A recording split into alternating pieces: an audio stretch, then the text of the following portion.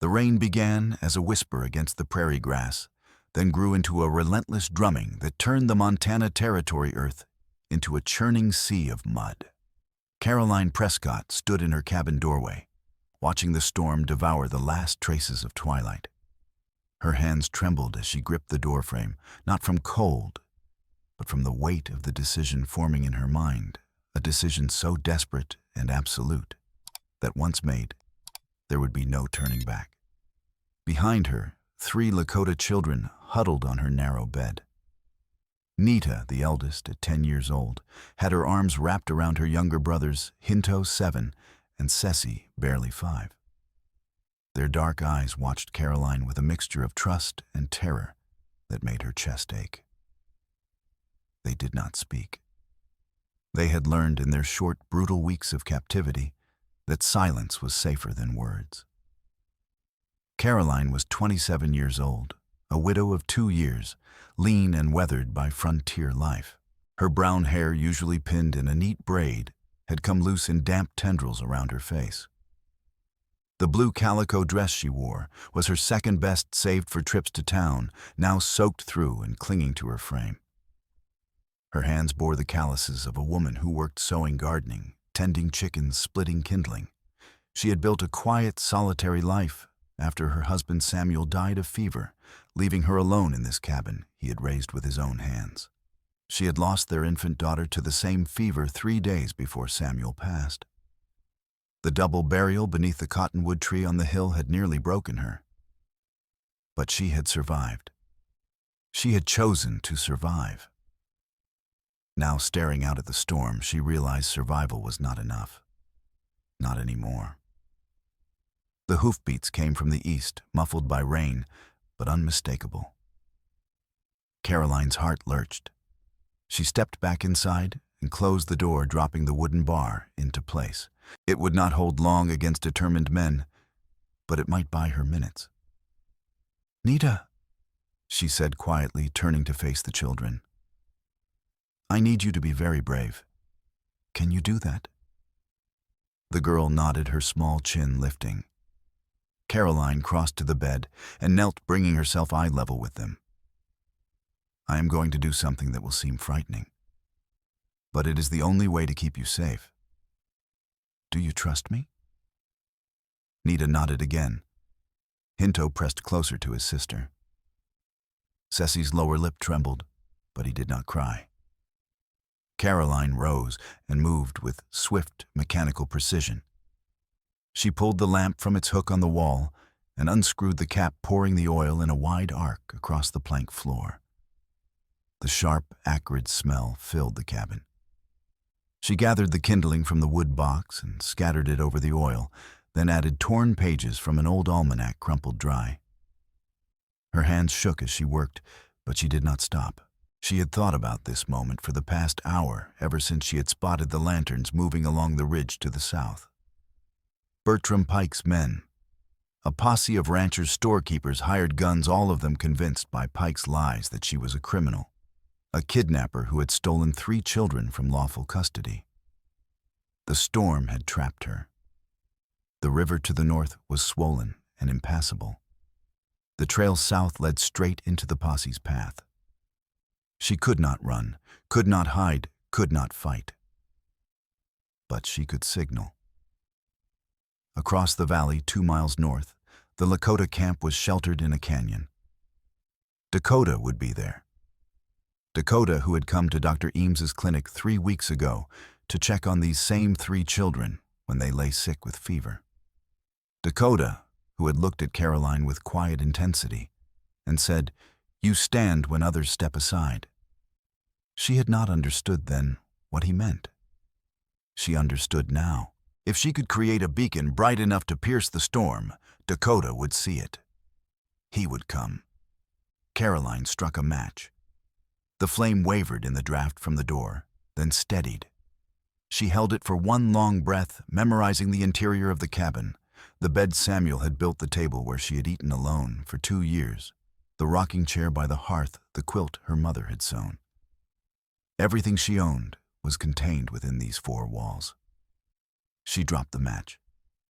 The kindling caught with a sudden whoosh, flames racing across the oiled floor in bright, hungry lines. The heat was immediate and fierce, driving Caroline back. She grabbed the pitch torch she had prepared earlier, a length of dry pine wrapped in oil-soaked cloth, and lit it from the spreading fire. Then she scooped Ceci into her arms, took Nita's hand, and pulled them toward the door. "Hinto, hold your sister's skirt. Do not let go." The boy obeyed, his small fingers twisting into the fabric. Caroline lifted the bar and kicked the door open. Rain struck her face like needles. She stepped into the yard, her boots immediately sinking into ankle-deep mud.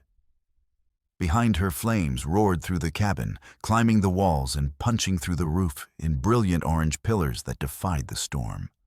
The children pressed against her Ceci's face, buried in her shoulder, Nita and Hinto clinging to her skirt.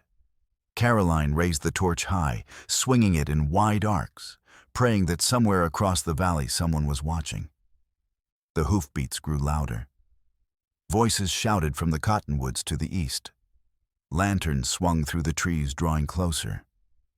Caroline's breath came in short, painful gasps. Smoke and rain mingled in the air, choking her. The heat from the burning cabin seared her right cheek and forearm, but she did not lower the torch. "Come on, Dakota, please." Then, through the rain-blurred darkness to the north, a single point of light flickered. Once, twice, 3 times. Caroline's knees nearly buckled with relief. They had seen her signal. Help was coming. But so was the posse. 3 riders burst from the cottonwood line, their horses sliding and stumbling in the mud. They pulled up short, staring at the inferno that had been Caroline's cabin. One of them shouted something she could not hear over the roar of flames and rain. Then a rifle cracked from the darkness beyond the firelight. One of the horses screamed and went down, throwing its rider into the mud. The other 2 horses reared their riders, fighting to control them. From the shadows stepped Dakota. He moved with the calm, measured precision of a hunter, his rifle leveled, his eyes sweeping the terrain. 2 other men flanked him. Lakota warriors, lean and silent, one carrying a bow, the other a repeating rifle. They advanced in coordinated silence, a deadly triangle. Dakota's gaze found Caroline across the yard. She saw his eyes widen fractionally as he took in the burning cabin, the children, the torch clutched in her bleeding hand. She had cut her forearm on a splintered shutter when she smashed the window to feed the fire faster, and blood mixed with rain and soot on her skin. He crossed the distance in long strides, his rifle still trained on the fallen posse members. When he reached her, he stopped, his gaze dropping to her arm. "You are bleeding?" His voice was low, steady, carrying none of the chaos around them. Caroline glanced down, almost surprised. The pain had not registered through the adrenaline. "It is nothing." Dakota pulled a strip of cloth from his belt, torn from a cotton shirt, clean and dry, and wrapped it around her forearm with swift, gentle efficiency. His fingers were careful, his touch warm against her cold skin. "Torch up," he said, his eyes meeting hers. "Keep them behind you." She nodded, lifting the torch higher. The flames hissed and spat against the rain, but did not die. Dakota turned back to the fallen riders, who were scrambling to their feet, disarmed and dazed. "Go," he said, his voice flat and final. "Tell Pike we are coming for what he stole." The men did not argue. They stumbled back toward the cottonwoods, their horses lost in the darkness. Dakota looked at Caroline again. Behind him, the cabin collapsed inward, with a groaning crash, sending sparks and embers spiraling into the storm. "We need to move. Now." 3 weeks earlier, Thunder Creek had been just another small freighting town on the edge of the Montana Territory, the kind of place where cattle passed through on their way to distant railheads, and miners drifted in and out with pockets full of dust or empty with failure. The town consisted of a single main street, rutted and muddy, lined with clapboard buildings that leaned slightly in the constant wind. There was a telegraph shack, a blacksmith's forge that rang from dawn to dusk, a mercantile that smelled of coffee and leather, a saloon that served watered whiskey and terrible stew, and a one-room schoolhouse where Lillian March taught a dozen children their letters. At the edge of town stood Dr. Henry Eames's clinic, a small frame building with a hand-painted sign that read, "Physician and Surgeon," in neat black letters. Dr. Eames was a man in his mid-40s, with graying hair, wire-rimmed spectacles, and the permanent stoop of someone who spent his days bent over patients.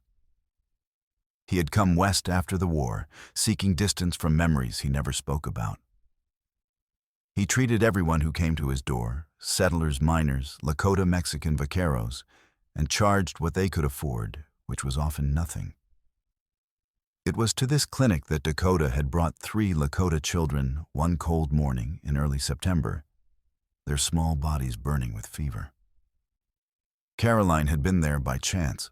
She had come to deliver eggs and a loaf of bread to Dr. Eames, who sometimes traded medical care for food.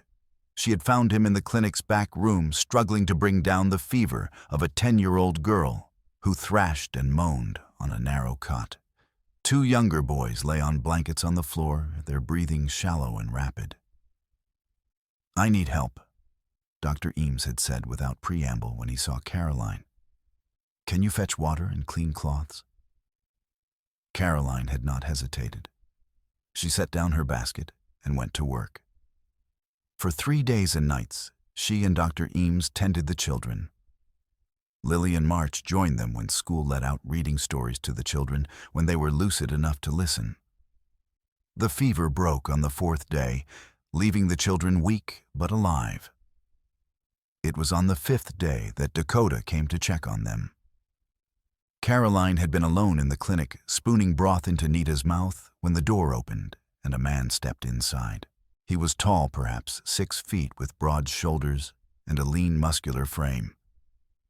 His hair was black and long, tied back with a strip of leather. His face was angular with high cheekbones and a strong jaw. He wore a cotton shirt, wool trousers, and worn boots, practical clothes that spoke of someone who moved between the settler and Lakota worlds. His age was difficult to place, but Caroline guessed late 20s. What struck her most were his eyes, dark, watchful, and intelligent. He stood in the doorway for a moment, his gaze moving over the 3 children, and then to Caroline. "You are the one who helped," he said. His English was precise, almost formal, with only the faintest trace of an accent. Caroline set down the bowl of broth. "Dr. Eames did most of the work. Dr. Eames says you did not leave for 3 days." Dakota stepped closer, his movements quiet. "You stand when others step aside." Caroline did not know how to respond to that. She wiped her hands on her apron, suddenly aware of how disheveled she must look, her hair escaping its braid, her dress wrinkled and stained. They needed help. Many need. Few give. Dakota crouched beside Nita's cot, his hand resting lightly on the girl's forehead. She was his cousin's daughter, Caroline would learn later. Her parents had been killed in a skirmish with ranchers over water rights near Copper Gulch. The 3 children had been taken by Bertram Pike's men, supposedly for their own protection, and held in town under the care of a boarding house matron. When they fell ill, Dr. Eames had insisted they be brought to his clinic. Dakota looked up at Caroline. "I will remember this," he said quietly. Then he rose and left as silently as he had come. Caroline had thought about that encounter often in the days that followed. There had been something in Dakota's gaze, not gratitude exactly, but a kind of recognition, as if he had seen something in her that she had not seen in herself. The children recovered, but they did not return to their family. Instead, they were taken to the boarding house, run by Mrs. Tully, a pinch-faced widow, who managed the county's foundling home. Caroline visited once, bringing a basket of eggs and bread. The children had been subdued, too quiet, and Mrs. Tully had been evasive when Caroline asked about reuniting them with their relatives. "That is not my concern." Mrs. Tully had said, her thin lips pressed into a disapproving line. "The county pays me to house them, and I do. What happens after is up to the authorities." Caroline had left feeling uneasy, though she could not pinpoint why. 2 days later, she had been at the freight office arranging payment for a bolt of cloth she had ordered from Denver. The freight clerk, a nervous young man named Willis, had been handling a large leather-bound ledger with unusual care.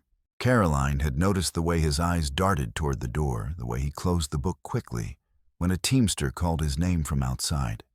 Curiosity, or perhaps instinct, had made her linger. She pretended to examine a stack of crates, while Willis went outside to shout at the teamster about an improperly loaded wagon. The moment he was gone, Caroline stepped to the desk and flipped open the ledger. What she saw made her blood turn cold. The ledger was a record of shipments, but not of goods. It listed names, dozens of them, most Lakota, a few white or mixed blood, alongside ages, destinations, and payment amounts. Next to each entry was the phrase, "with obligation bond." Caroline's eyes scanned down the page and stopped. Nita, age 10. Hinto, age 7. Ceci, age 5. Destination Copper Gulch Mining Camp. Payment, $50 per child. Signed BP. Her hands shook as she tore the page free, folding it quickly and stuffing it into her bodice. She grabbed 3 telegram stubs from the desk as well, their words cryptic but damning. Contracts finalized. Delivery schedule confirmed. Legal transfer under Christian care. Willis returned just as Caroline stepped away from the desk. His eyes narrowed with suspicion, but Caroline forced herself to smile and thank him for his time before walking out into the street. She went straight to Dr. Eames. The doctor read the ledger page in silence, his face draining of color. "This is trafficking," he said finally, his voice barely above a whisper. "They are selling children." Lillian March, who had been cleaning bandages in the corner, set down her work and came to read over Dr. Eames's shoulder. "Who is BP?" "Bertram Pike," Caroline said. The name tasted like ash in her mouth. Bertram Pike, known throughout the territory as Iron Hand. He was a cattle baron who owned most of the land around Copper Gulch, along with a stamp mill, 6 mines, and a network of enforcers who ensured his will was law. He was a large man, thick through the chest and gut, with a gray beard and eyes like river stones, flat, cold, unreadable. People said he had made his fortune through ruthless deals and strategic violence. He paid well, which bought loyalty and crushed anyone who stood in his way. "We have to tell someone," Lillian said, her voice shaking. The marshal is 3 days' ride away in Helena." Dr. Eames interrupted. "By the time he arrives, those children will be gone." "Then the sheriff," Lillian insisted.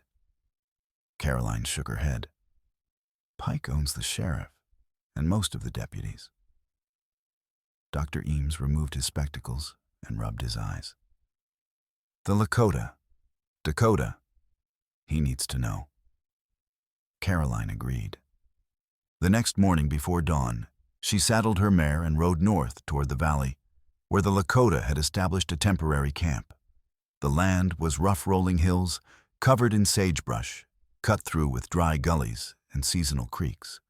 The sky was pale and vast, the air sharp with the promise of autumn. She found the camp nestled in a canyon sheltered from the wind. Smoke rose from small fires. Horses grazed nearby. Children played under the watchful eyes of their mothers. Caroline dismounted and waited at the edge of the camp, unsure of the protocol. Dakota emerged from a teepee, flanked by 2 other warriors. When he saw Caroline, he approached without hesitation. She handed him the torn ledger page without a word. He read it slowly, his jaw tightening. When he looked up, his eyes were hard as flint. These children, they are ours. I know. Where are they now? Still in town. But Pike is coming for them. Maybe today, maybe tomorrow. Dakota glanced at the other warriors, then back to Caroline. You risk much bringing this. I risk more by doing nothing. He studied her for a long moment, and something shifted in his expression, respect perhaps, or the beginning of understanding. We will move tonight. Get them before Pike does. I can help, Caroline said. Dakota frowned. I can help, she repeated more firmly. They trust me, and I have a place they can hide until you can take them north. Dakota considered this, then nodded once. Be ready. But before they could act, Bertram Pike arrived in Thunder Creek that very afternoon. He rode into town, flanked by 2 men carrying shotguns and a folded court paper in his hand. He went straight to the boarding house and announced that the 3 Lakota children were legally indentured to his Copper Gulch mining camp under contracts for Christian care and trade skills. Mrs. Tully handed them over without protest, accepting a leather pouch of coins in return. Caroline had been at the schoolhouse when Lillian burst through the door, breathless and pale. Pike has them. He's taking them right now. Caroline ran. She reached the boarding house just as Pike's men were loading the children into a wagon. Nita was crying silently, tears streaming down her face. Hinto's expression was blank with fear. Ceci clung to his brother's shirt, too young to fully understand, but sensing the danger. Caroline stepped into the street, blocking the wagon's path. Those children are not yours to take. Pike looked down at her from his saddle, his expression almost amused.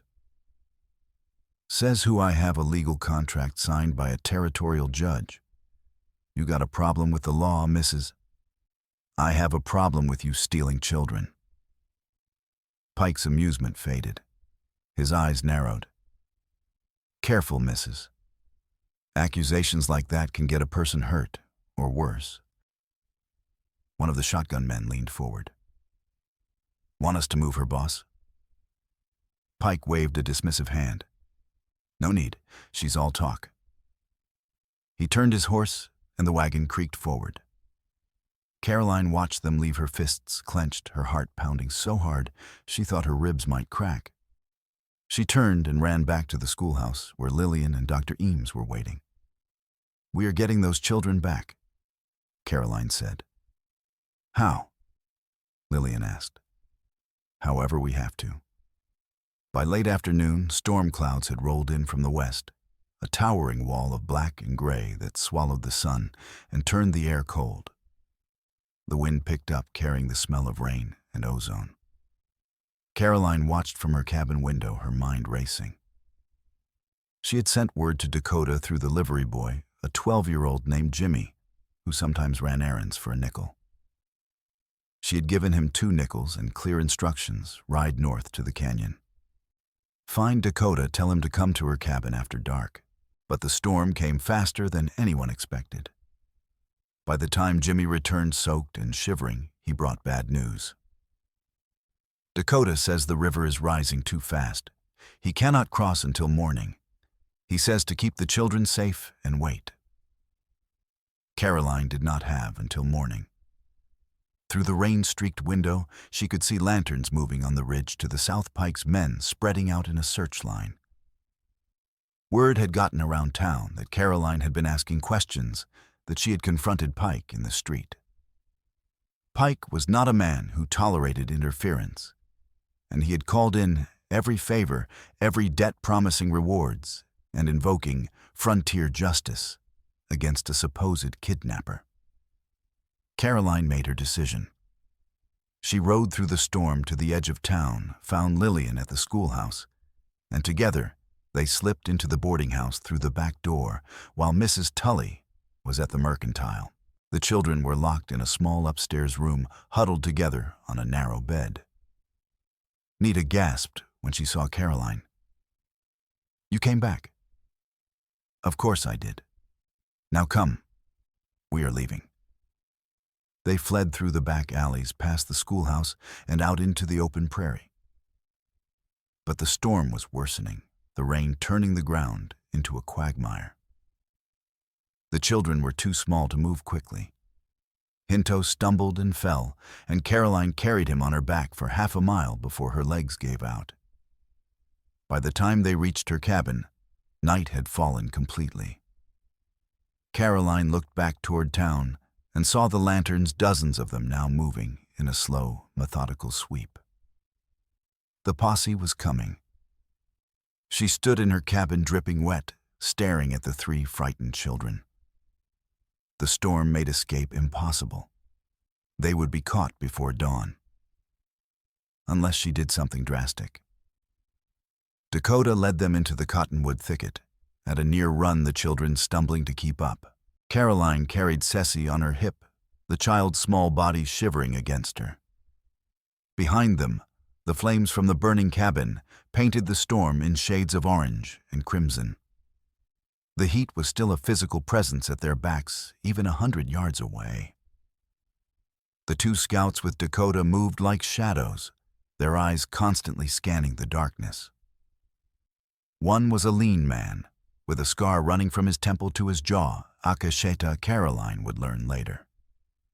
The other was stockier, with broad shoulders and a calm, watchful demeanor, Tall Bear. The posse's horn sounded from the ridge, a long, mournful note that made Caroline's skin crawl. It was answered by another horn farther east.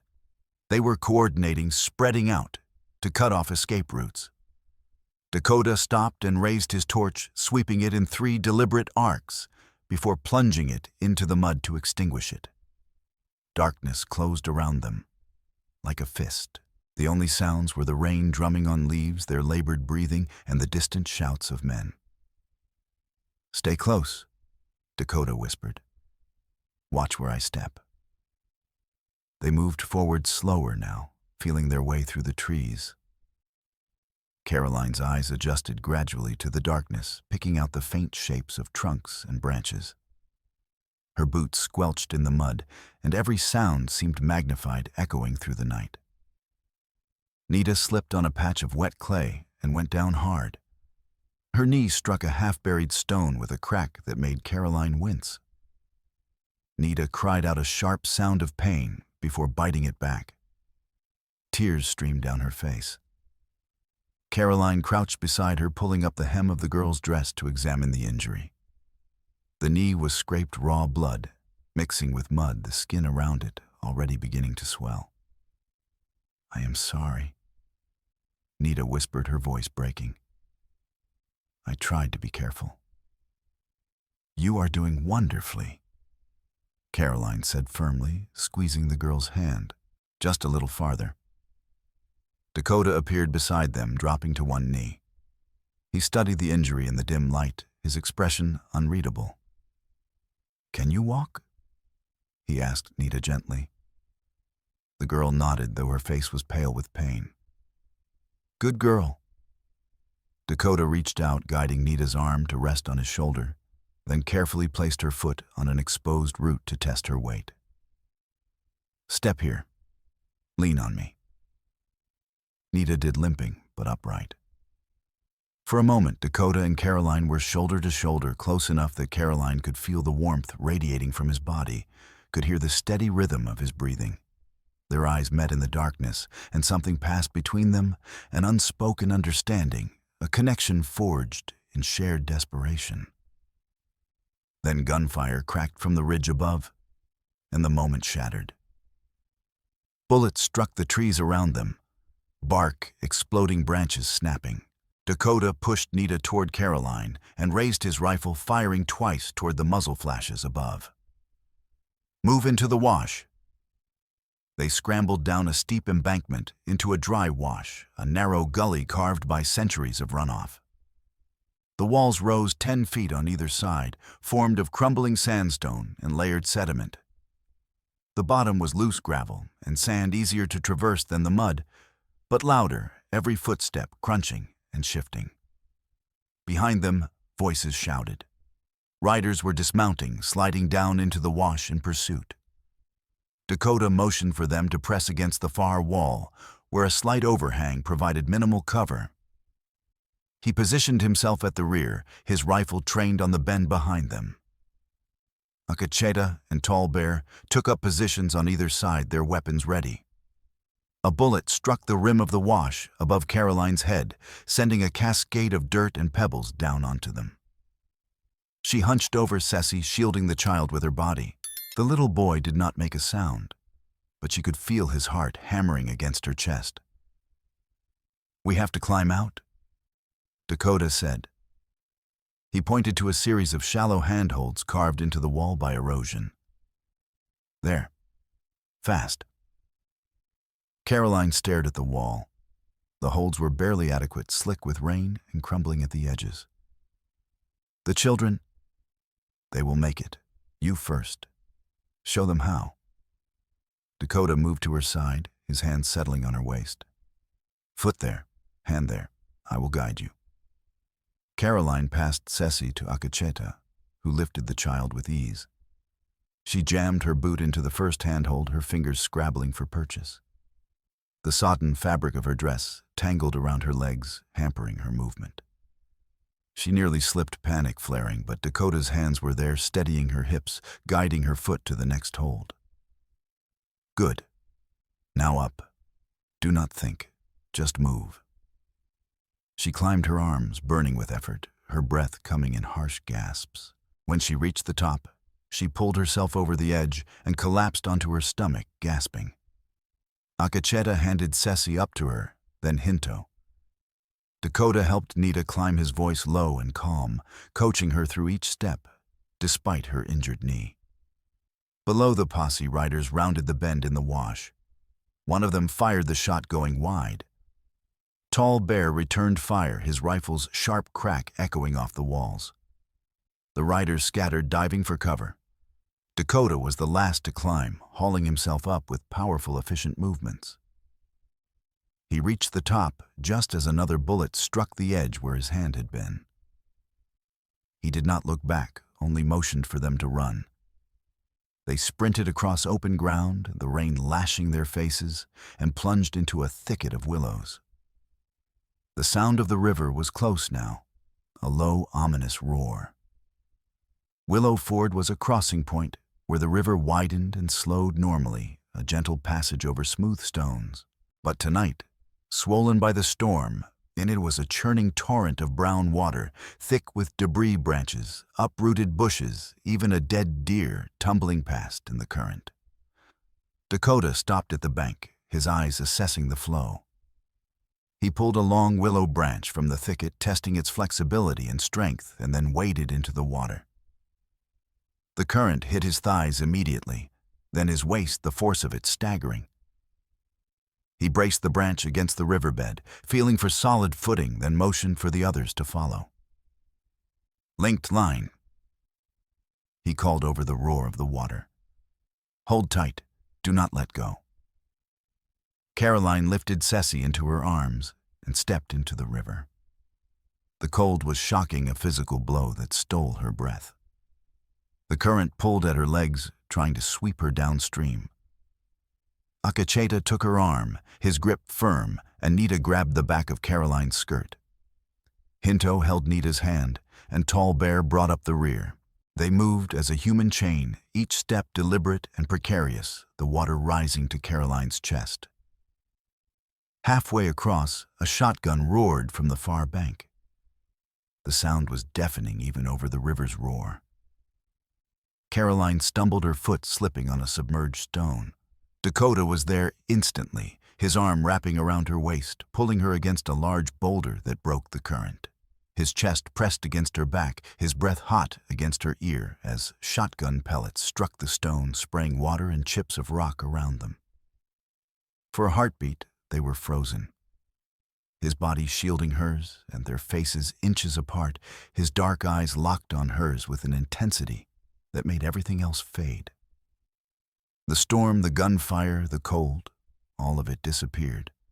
leaving only the heat of his body, the strength of his arms, the shared understanding that they were fighting for the same thing. "Stay down," he said, his voice barely audible. He shifted, raising his rifle one-handed and firing 3 quick shots toward the muzzle flash on the far bank. The shotgun fell silent. "Move. Now." They pushed forward, the water releasing them as they scrambled onto the muddy bank. Caroline collapsed to her knees, gasping, her dress weighing 20 pounds with absorbed water. Ceci still clung to her, silent and wide-eyed. Dakota pulled her to her feet, his grip firm but gentle. "Not here. We cannot stop here. Keep going." They ran or tried to, their waterlogged clothes and exhaustion reducing their pace to a stumbling jog. The land rose slightly, rocky and uneven, dotted with scrub brush. Caroline's lungs burned her legs, threatening to give out, but she forced herself to keep moving. The line shack appeared through the rain like a miracle, a half-collapsed structure of charred logs, its roof mostly gone, 2 walls leaning precariously inward. It had burned in some past fire, struck by lightning perhaps, and been abandoned. But 3 walls still stood, and part of the roof remained enough to provide shelter from the worst of the storm. Dakota led them inside. The floor was littered with ash and debris, the air thick with the smell of old smoke. Caroline sank against the back wall, her body shaking with exhaustion and cold. Ceci curled into her lap immediately. Nita sat beside them, her face tight with pain, her injured knee swollen to twice its normal size. Dakota crouched in front of Nita, his hands gentle as he examined her knee. "It is bad, but nothing is broken. Can you bend it?" Nita tried and whimpered, tears spilling down her cheeks. "Do not force it." He looked at Caroline. "We need to bind it. Stop the swelling." Caroline was already tearing a strip from her underskirt, her fingers numb and clumsy. The fabric was damp but serviceable. Her hands shook violently as she worked, not from cold, but from the adrenaline finally wearing off, leaving her hollowed out and trembling. Dakota reached out his hands, covering hers, stilling the tremors. "You made the fire," he said quietly. "It carried far. We saw it from 2 miles away through the storm. Without it, we would not have found you in time." Caroline's throat tightened. She could not speak past the lump there. "It was brave." Dakota continued, his thumbs rubbing gentle circles on the backs of her hands. "Also foolish, but brave."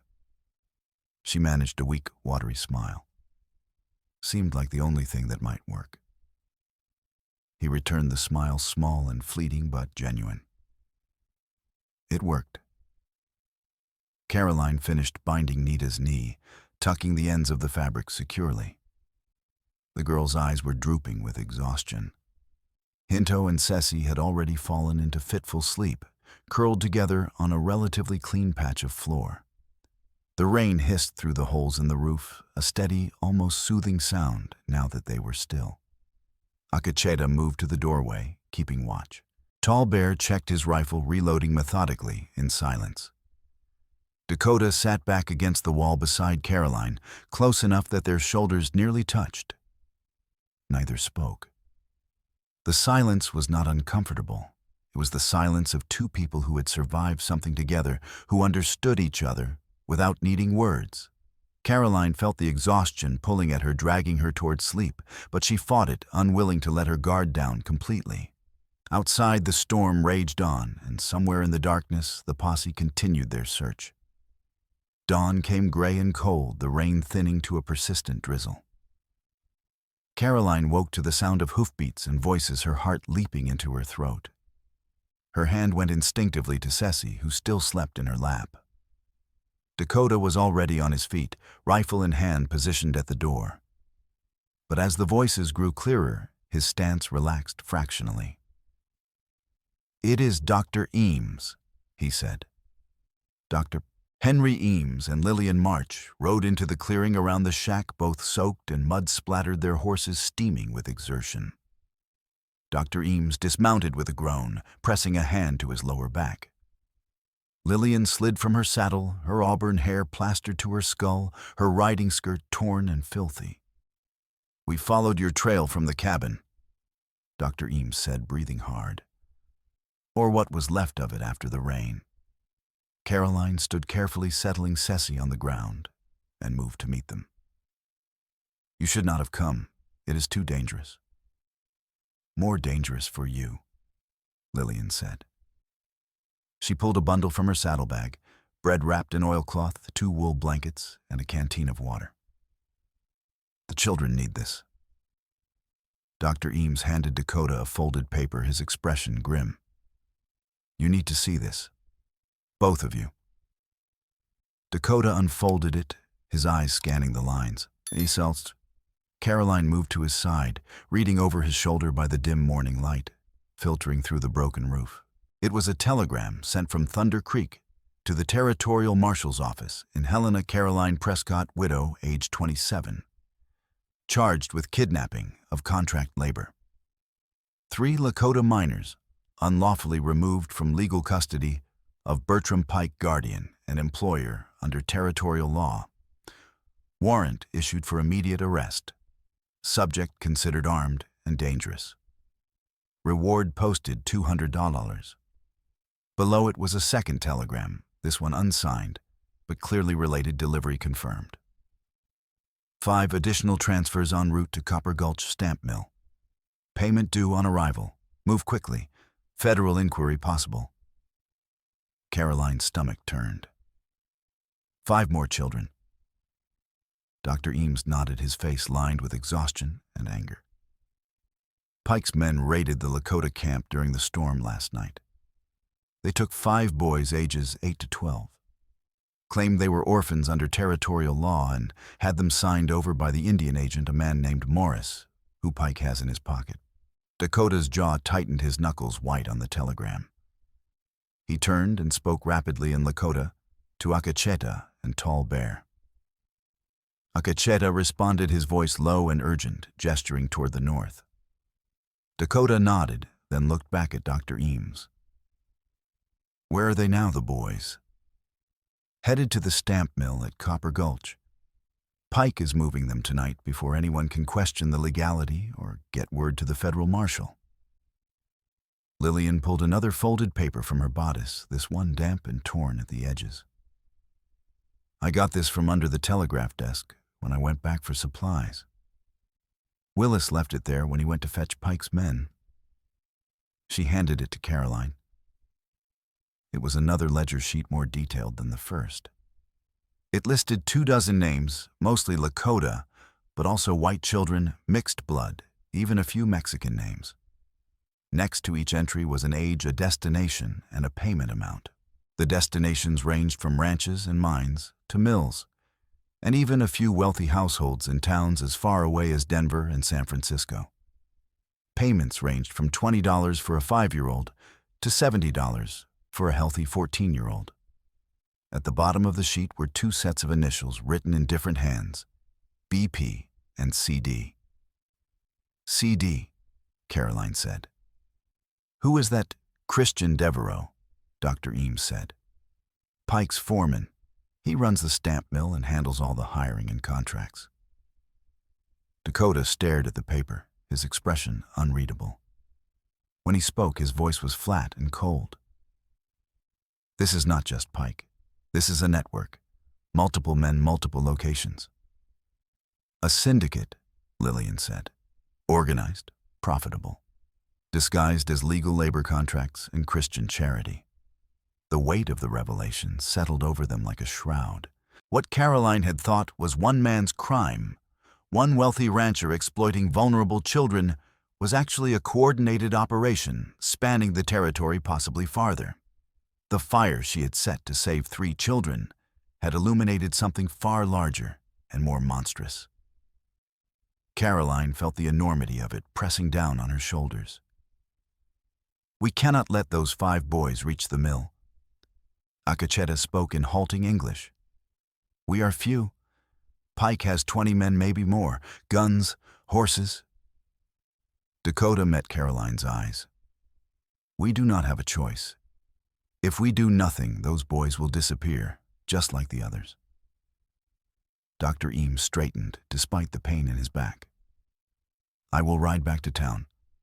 Get word to the marshal and Helena, gather whatever evidence I can find. Willis might talk if pressured. Be careful, Caroline warned. Pike will have men watching the telegraph office the trails. I know. Dr. Eames managed a tired smile. You be careful too. Lillian stepped forward, her chin lifted defiantly. I am not going back. You need someone who can read and write quickly, who knows legal language. And I can shoot a rifle if necessary. Dakota studied her for a long moment, then nodded. We leave in 1 hour. Eat, rest while you can. They planned to intercept Pike's convoy at Timber Fork, a narrow canyon where the trail crossed a creek via a simple rope ferry. It was the only route to the stamp mill that could accommodate wagons carrying ore or children. Dakota knew the terrain well from years of trading and scouting. If they could disable the ferry and scatter the convoy in the confined space, they might have a chance to free the boys and escape into the surrounding hills before reinforcements arrived. But reaching Timber Fork meant crossing 15 miles of open country in daylight, with the posse still searching for them. Dakota sent Akacheta and Tall Bear ahead to ride hard to the Lakota camp and gather reinforcements warriors who could ride and shoot, who understood what was at stake. Caroline insisted on coming to Timber Fork. The children know me. They trust me. My presence might keep them calm during the rescue, might prevent them from panicking and running into danger. Dakota had looked at her for a long moment, his dark eyes searching hers. Then he said, Stay within arm's reach. No exceptions. You do what I say when I say it. It was not a request. It was a command born of concern, a promise that he would protect her if she allowed it. Agreed, Caroline said. They moved out on foot, unable to risk horses that might be seen from a distance. The rain had stopped, but the sky remained overcast, the air thick and humid. Steam rose from the ground as the sun tried to break through. They skirted the edges of Bluebird Crossing, a scattered settlement of homesteads and fenced pastures, where a few families tried to scrape a living from the thin soil. Halfway to Timber Fork, as they picked their way along a rocky rise, a single rifle shot cracked from a hill to the west. Dr. Eames, who had been riding ahead on his borrowed mare to scout the trail, jerked in the saddle and slumped forward. Blood bloomed across the side of his shirt just below his ribs, on the right side. Henry! Lillian screamed, her voice raw with terror. Dakota and Caroline ran forward as another shot kicked up dirt near their feet. They grabbed Dr. Eames and dragged him from the saddle as a third shot whined past their heads. They pulled him into the cover of a dry wash, Lillian scrambling after them, sobbing. Dr. Eames was conscious, but pale, his face slick with sweat. His breath came in short, pained gasps.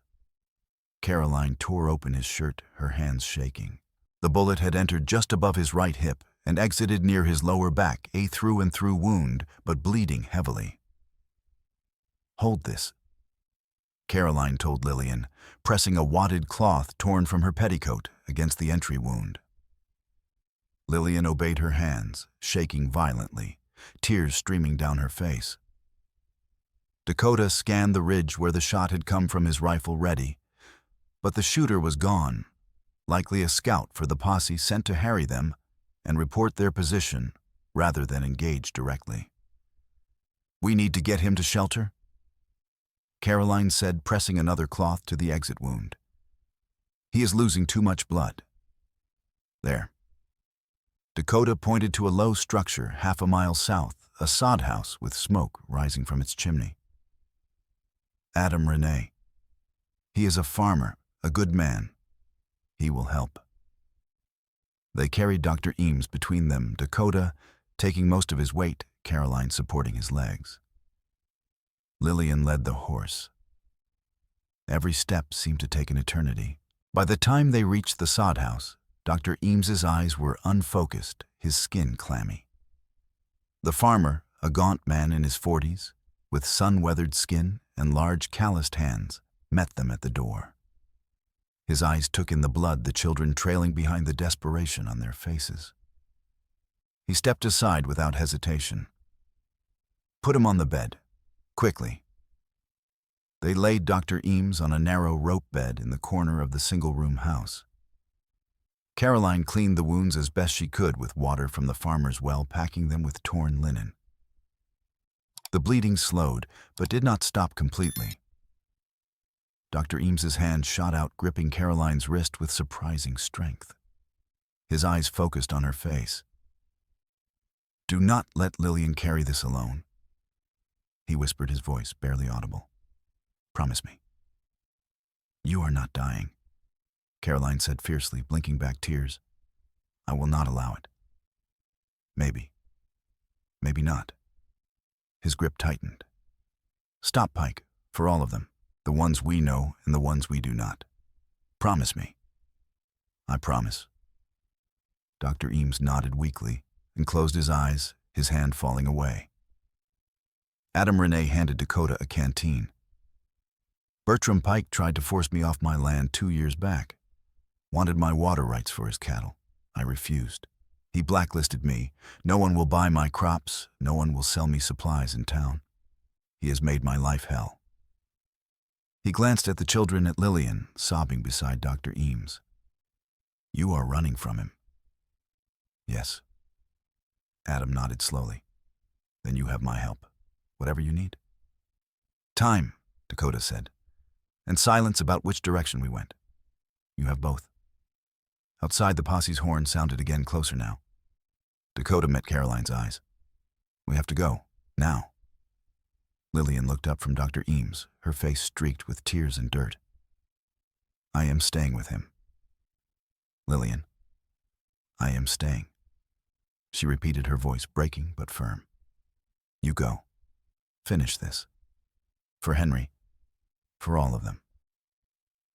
Caroline squeezed Lillian's hand, unable to speak, past the emotion clogging her throat. Then she turned and followed Dakota out into the daylight, as the children close behind. Timber Fork was a scar carved into the earth by millennia of water and wind, a narrow canyon with walls of black basalt rising nearly 100 feet on either side. At the bottom, a creek ran fast and shallow over smooth stones, the water clear enough to see fish darting in the shadows. The rope ferry was a crude affair, a platform of logs lashed together with hemp rope pulled across the water by a thick cable, anchored to iron stakes hammered into the rock on each bank. It could carry a single wagon at a time. Dakota's scouts, Akacheta and Tall Bear, had arrived ahead of them, bringing 2 additional warriors from the Lakota camp. One was a broad-shouldered man named Running Wolf, the other a lean, sharp-eyed fighter called Swift Arrow. They had positioned themselves strategically, Tall Bear on the ridge overlooking the canyon with his Sharps rifle, the others hidden among the rocks and scrub near the ferry. Dakota outlined the plan quickly and clearly. Tall Bear drops the lead horse when the first wagon is on the ferry, aim to disable, not kill, if possible. Swift Arrow cuts the ferry rope. The wagons will pile up in the narrow approach. We move in fast, cut the children loose, scatter into the rocks before they can organize a counterattack. No killing unless there is no other choice. Caroline checked the Colt revolver Dakota had given her. It felt heavy and awkward in her hand. She had fired a gun before her husband had taught her to shoot rabbits, but she had never aimed at a person. Dakota saw her hesitation. He moved close, his body blocking the other's view, and placed his hands over hers on the revolver. "Front sight," he said quietly, his breath warm against her temple. "Line it up with the target. Squeeze the trigger, do not jerk it. Breathe out as you fire." His voice was steady, calming. Caroline's heartbeat slowed to match the rhythm of his breathing. "You will do fine," he said. "But if it comes to shooting, aim low. Legs, not chest. Wound, not kill if you can." She nodded, her mouth dry. Good. He released her hands, but did not step away immediately. For a heartbeat, their eyes met, and something unspoken passed between them. Trust, understanding, and something deeper that neither had the words for. Then Swift Arrow hissed a warning, and they moved into position. The convoy appeared an hour later, 5 wagons each, pulled by a team of horses, flanked by a dozen armed men on horseback. Caroline's stomach clenched when she saw the boys in the wagon beds, their hands tied in front of them with rough hemp rope, their faces blank with fear and resignation. Some were crying silently. Others stared at nothing. Leading the convoy was grinning Tom Hale Pike's most trusted deputy, a thin, wiry man in his early 30s, with a perpetual smile that never reached his cold blue eyes. He rode easily, a shotgun resting across his saddle. Dakota waited utterly still until the first wagon was halfway across the ferry platform and the logs groaning under the weight of the horses and wagon. Then he gave the signal, a sharp, piercing whistle that cut through the canyon.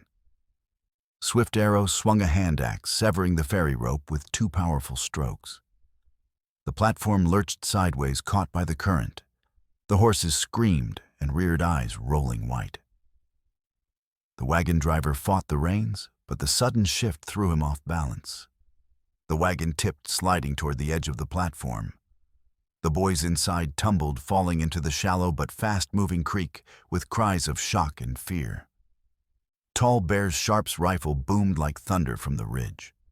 He had aimed perfectly. The lead horse of the second wagon dropped instantly, killed cleanly to minimize suffering, but creating an immediate obstacle. The animal's weight dragged down the harness, and the wagon behind crashed into it. Horses reared and tangled, drivers shouted, and the narrow approach became a chaotic snarl of animals and wagons. Caroline and Running Wolf ran from their hiding place in the willows, knives in hand. Caroline splashed into the creek, the cold water shocking her system. She grabbed the nearest boy, maybe 10 years old, soaked and sputtering, and sawed at the rope binding his wrists. The hemp was thick and wet-resistant, but her knife was sharp. The rope parted, and she shoved him toward the bank. "Run into the rocks, go!" Gunfire erupted around her. Bullets whined off stones, splashed into the water, thudded into the wagon wood. Caroline grabbed another boy, cutting his bonds with frantic speed. A bullet struck the log beside her head, showering her with splinters. She flinched, her ears ringing, but kept working. Dakota appeared beside her, his body between her and the shooters, his rifle barking in short, controlled bursts. "Keep moving. Do not stop." She dragged another boy free, then another.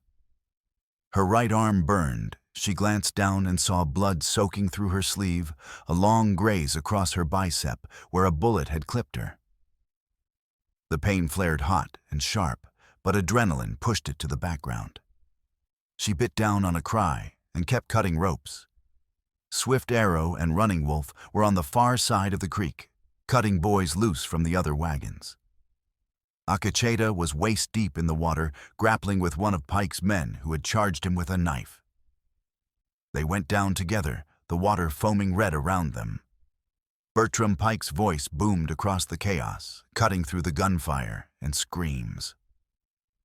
"To the mill. Get them to the mill. Move, move." 3 wagons broke free from the tangle. The drivers, panicked and desperate, whipped their horses into a gallop, thundering up the narrow trail out of the canyon. 2 of the wagons still carried boys, perhaps 6 or 7 children total. Dakota cursed a harsh Lakota word Caroline did not understand, but whose meaning was clear. He turned to her, his face grim. "You stay here with the freed boys. Get them into the rocks and keep them hidden." "No." "Caroline." "No," she said again, stepping close to him. "Nita is in one of those wagons. I saw her. I am coming." He stared at her, jaw tight, and for a moment she thought he would physically restrain her. Then he nodded once, sharp and final. "Stay close. Do exactly what I say." They ran. The stamp mill was a mile north, built at the base of a rocky hillside, where a seasonal creek provided water for the operation. The mill itself was a brutal, ugly place, a cluster of rough wooden buildings surrounding a massive water wheel that drove the iron stamp cams used to crush ore into powder. The noise was constant and deafening, a rhythmic pounding that could be heard half a mile away. The yard was trampled mud, stinking of chemicals and smoke. When Caroline and Dakota arrived, lungs burning and legs shaking with exhaustion, the 3 wagons were pulling into the yard. Pike's men were already unloading the boys, dragging them toward a low-roofed shed. Caroline scanned the crowd desperately and saw Nita, her small face pale and tear-streaked, her hands still bound. Relief and fury surged through Caroline in equal measure. Grinning Tom Hale rode into the yard, his horse lathered and wild-eyed. He spotted Caroline and Dakota approaching from the trail and drew his pistol, spurring his horse directly toward them. Caroline did not think. She just reacted. She sprinted forward, legs pumping, heart hammering. Tom fired. The shot went wide, the bullet kicking up dirt to her left. She closed the distance and grabbed his stirrup with both hands, yanking hard with all her weight.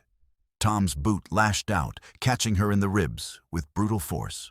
Pain exploded through her chest, stealing her breath, radiating up into her shoulder and down into her hip. She heard something crack, a rib maybe, but she did not let go. She could not let go. Dakota's lasso snapped out the loop, settling perfectly around Tom's shoulders. Dakota yanked hard, and Tom was ripped from the saddle, hitting the ground with a bone-jarring thud. His pistol flew from his hand, landing in the mud. Dakota was on him instantly. Tom was wiry and vicious, all sharp elbows and teeth clawing at Dakota's face. Dakota slammed an elbow into Tom's jaw, snapping his head back. Tom spat blood and kept fighting. Caroline picked up the fallen pistol. She turned it in her hands, feeling its weight, then brought the butt down on Tom's temple with all her strength. The impact jarred her arm. Tom's eyes rolled back, and he went limp. Inside the mill yard, chaos reigned. Hired men shouted conflicting orders. Horses reared and screamed. The water wheel groaned, and the stamp cams pounded their relentless rhythm. In the center of it all stood Bertram Pike, his face purple with rage. He held a boy in front of him as a shield, a child of maybe 8 eyes wide with terror, with a revolver pressed to the side of the boy's head. "This is lawful labor." Pike bellowed, his voice cutting through the din.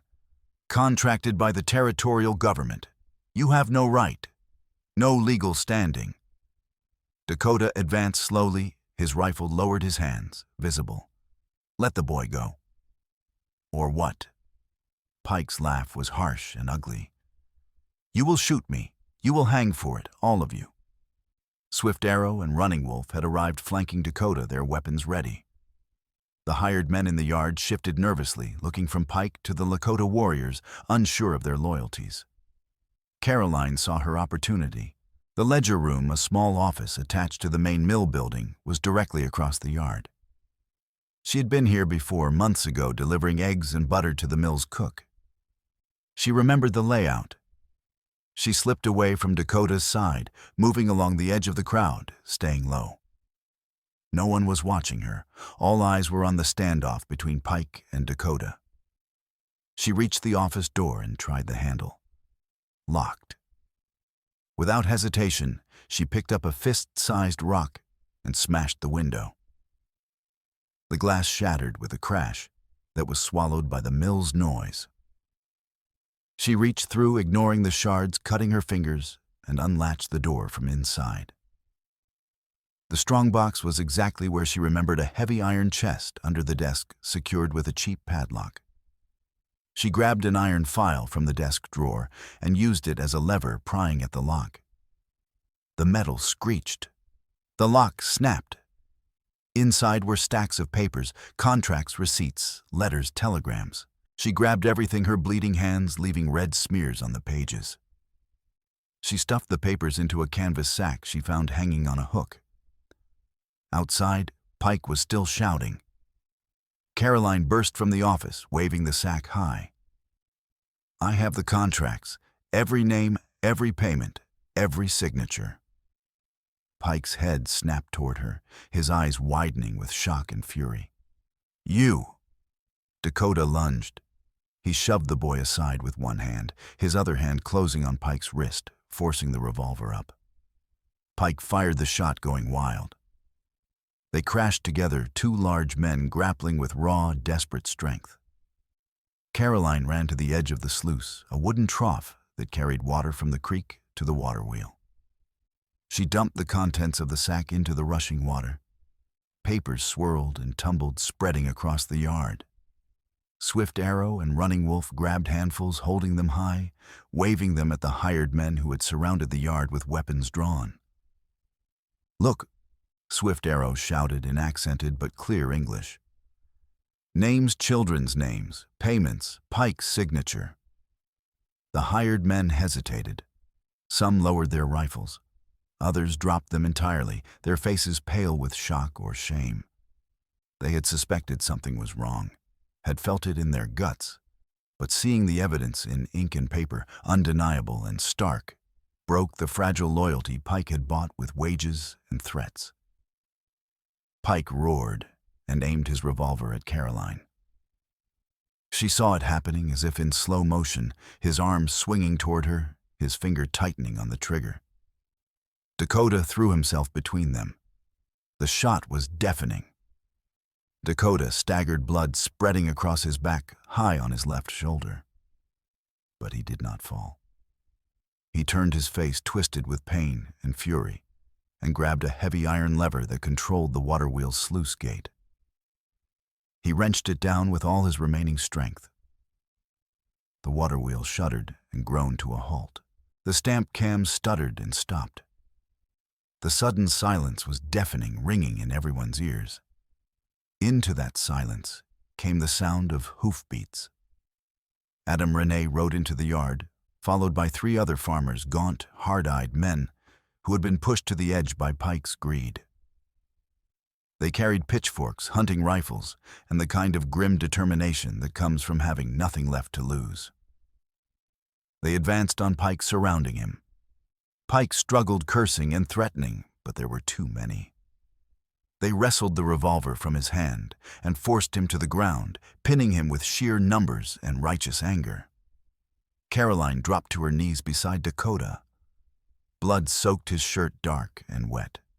She tore the fabric away from the wound, a deep graze across his shoulder blade, missing the spine by inches, but bleeding heavily.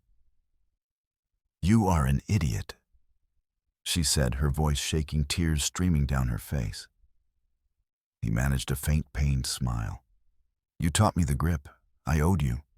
The skies opened again, rain falling in light, cold sheets that washed the blood and mud from the mill yard. The boys were freed, wrapped in blankets that the farmers and Lakota warriors had gathered. They huddled together near the edge of the creek, silent and shell-shocked, but alive. The townspeople who had ridden with the posse stood in a loose, uncomfortable circle, staring at the ledger pages that had been laid out on a broad stone anvil weighted down against the wind by rocks. The evidence was undeniable. Names, ages, destinations, payment amounts, signatures. Some of the men looked ashamed and their eyes downcast. Others looked angry at Pike, at themselves, at the system that had allowed this to happen. Grinning Tom Hale woke to find himself bound, hand and foot guarded by Tall Bear. He said nothing, his face a blank mask, his cold eyes staring at nothing. Dr. Henry Eames arrived on a wagon driven by Adam Renee, pale and weak but conscious. Lillian sat beside him, her hand gripping his, her face streaked with dried tears. When she saw the freed children, she began to cry again, this time with relief.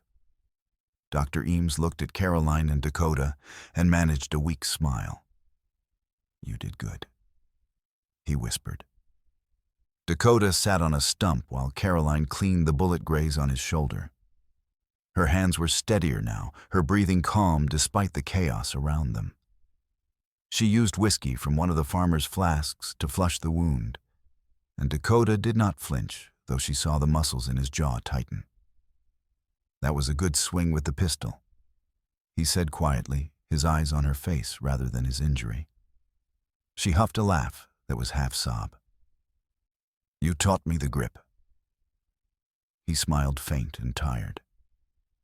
"Then we are even." They built fires to warm the children and cook what little food they had. The farmers stood guard rifles ready, their loyalty no longer to Pike or profit, but to something simpler and older: decency, justice, community. The territorial marshal would take days to arrive from Helena, but everyone had silently agreed that Pike and his men would not leave this place until lawful authority arrived.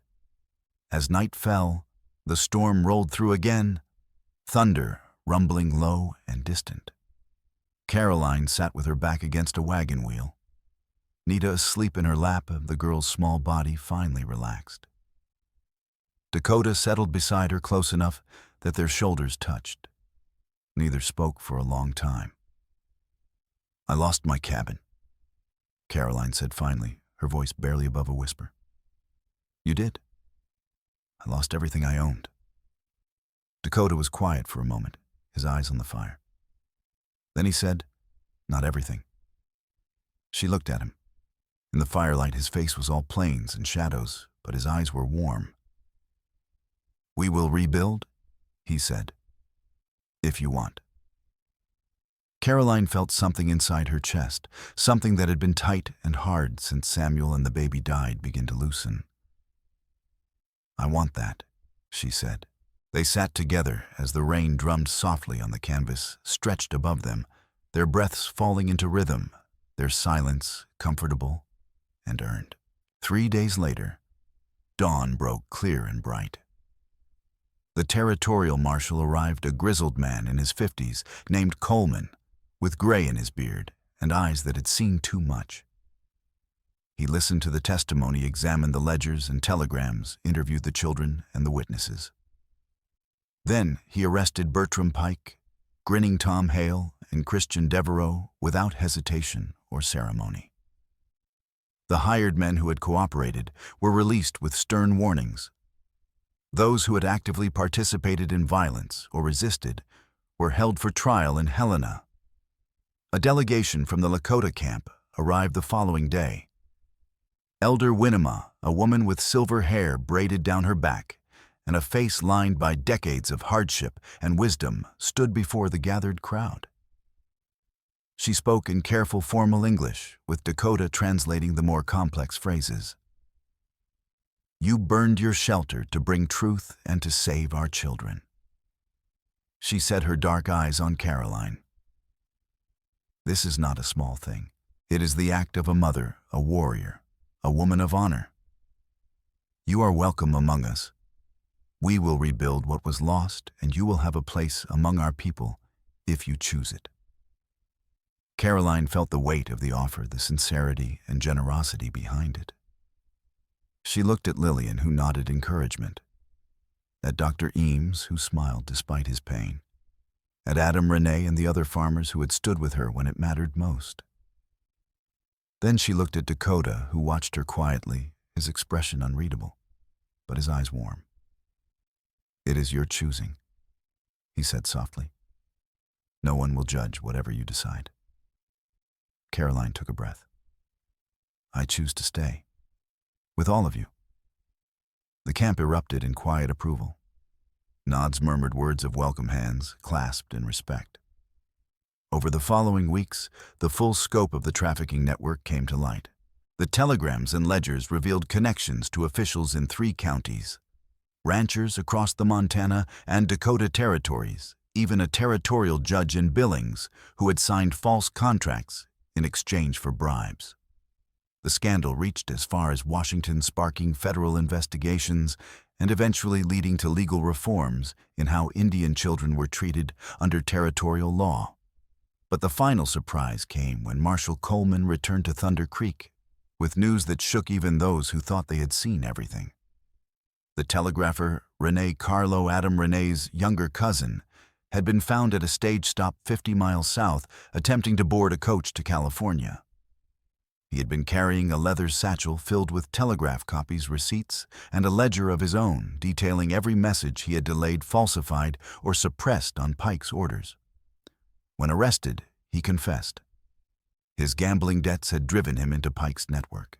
He had facilitated the trafficking by controlling the flow of information, delaying messages from concerned relatives, altering wire dates to cover Pike's movements, even falsifying federal inquiries to buy time. Adam Rene stood in the center of Thunder Creek's main street when the news was read aloud. His face was carved from stone, his eyes hollow. "I did not know," he said hoarsely. "I swear before all of you, I did not know what he was doing." Marshal Coleman nodded. "I believe you, Adam. But your cousin will stand trial in Helena, and likely hang." Adam turned to Caroline and Dakota, his eyes wet. "I am sorry. My blood betrayed you. Betrayed all of us." Caroline stepped forward and placed her hand on his arm. "Your blood also saved us. You gave us shelter when we had none. You stood when others ran. That is what I will remember." Adam nodded, unable to speak, tears tracking down his weathered face. 6 weeks later, the prairie was dry, under a sky so blue and vast, it seemed impossible. Wagons rolled up the trail to the site where Caroline's cabin had stood.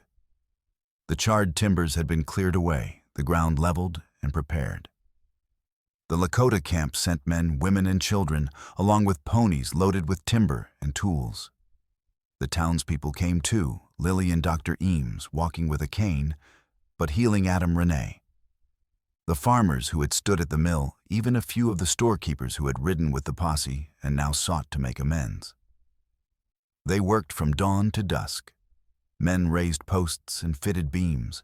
Women chinked gaps with mud and grass. Children fetched water and carried tools, their laughter rising above the sound of hammers and saws.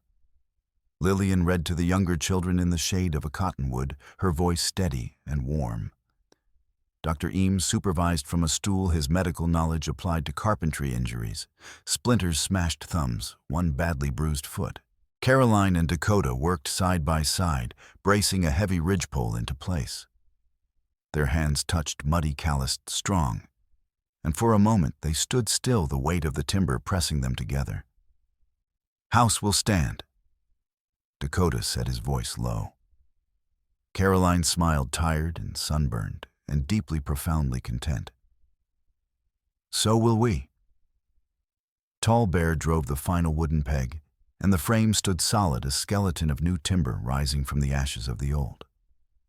The walls would go up over the next few days, then the roof, then the hearth. It would take time, but time was something they had now. That evening, as the sun dipped toward the mountains and painted the sky in shades of gold and crimson, the Lakota elders brought venison and cornbread. The townspeople brought beer and preserves. They gathered around fires, eating and talking the lines between settler and Lakota, blurring in the shared work and shared purpose. Elder Winema stood and raised her wooden cup. To Caroline, who burned to save, who lost to gain. The crowd echoed the toast voices, lifting together in a dozen different accents and languages.